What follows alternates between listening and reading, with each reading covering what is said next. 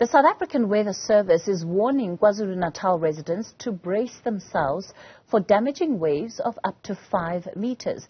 It follows recent flooding in the Western and Eastern Cape. Agricultural Research Council meteorologist Dr Johan Mlherbe joins us for more on the story. Good evening and thanks for your time tonight, Dr Mlherbe. Quite concerning to see the warning now moving to KwaZulu-Natal. What is it really that residents there can begin to anticipate?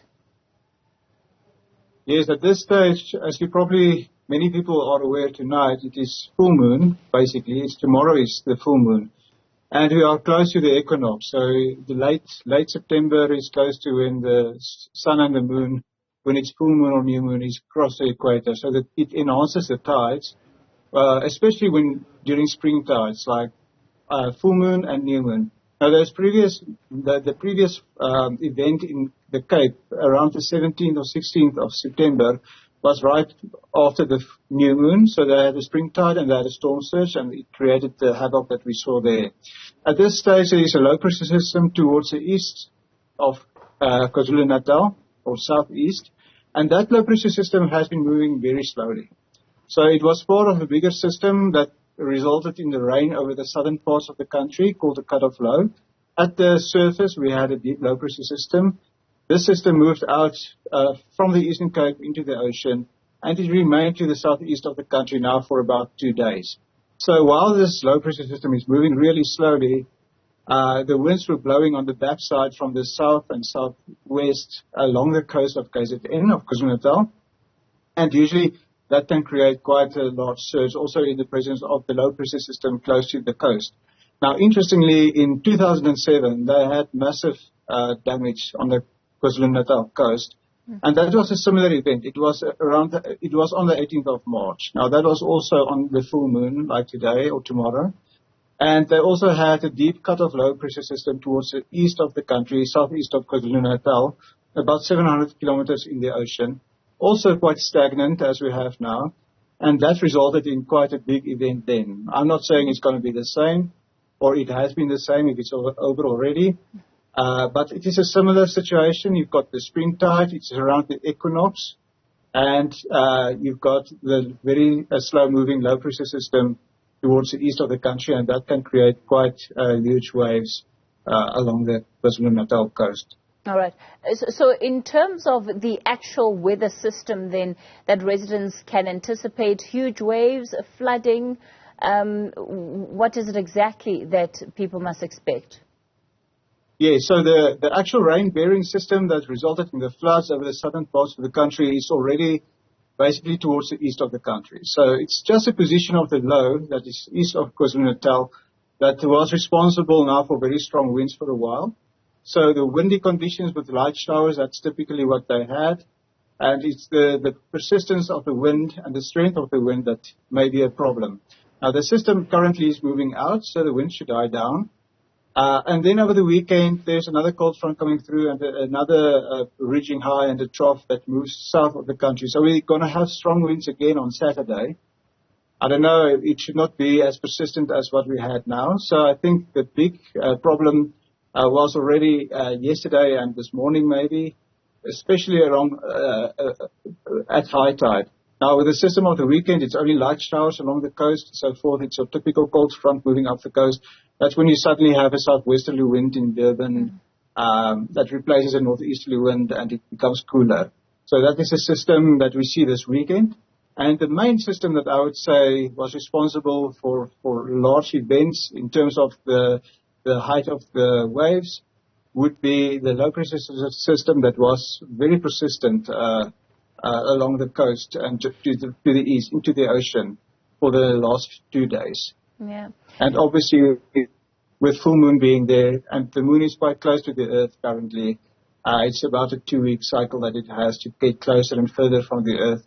That will maximize the tides and the effects of the surge if it develops because of the persistent southerly to southwesterly and southeasterly winds along that coast. Johan, I mean, difficult to have a conversation like this without really thinking about how much more the people of KwaZulu-Natal can actually take when it comes to, natural disasters or even inclement weather. So in as far as how long this event will last, what are your predictions? Well, I feel that the main event is already the low pressure system that moved past the coast. That is moving off the coast. It's moving further into the ocean.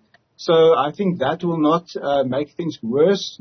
The new system, it's a cold front that comes through over the weekend that should not play a big role. But these winds that we've had over the last few days with the full moon, that will play a role. And I think maybe today was a max or whenever it is forecasted to happen, today, this morning, or maybe tomorrow. And then it should be over. And for the next week or so, we won't see massive weather systems that will create havoc along our coast. So we're moving into a period now that these systems will be a bit more away from South Africa.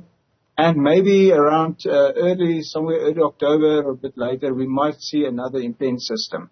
Now, the biggest flood event that we ever had in KwaZulu-Natal was in September 1987, also around the 26th of September for interest's sake.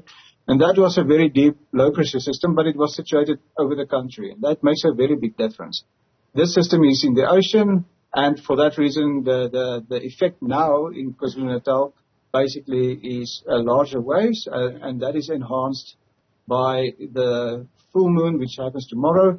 And the strongest winds already is backing off, moving away from the coast.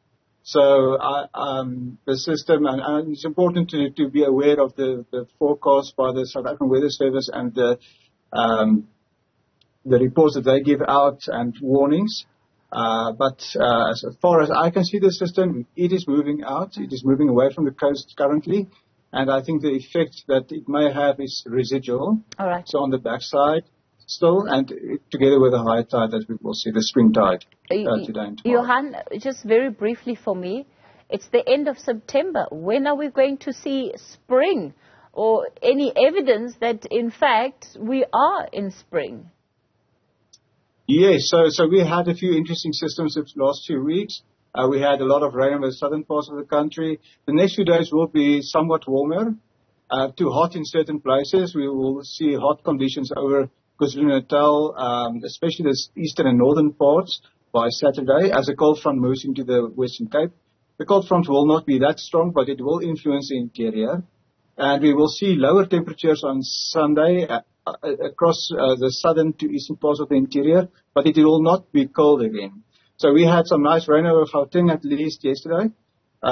It will be dry and warmer for the next few days. So for the next week or so, we will see spring, especially in areas where we had some rain. That will have a very positive effect on the vegetation now that we will see more sun and we will see higher temperatures mostly, except for a little dip in temperatures during the weekend as another front moves through.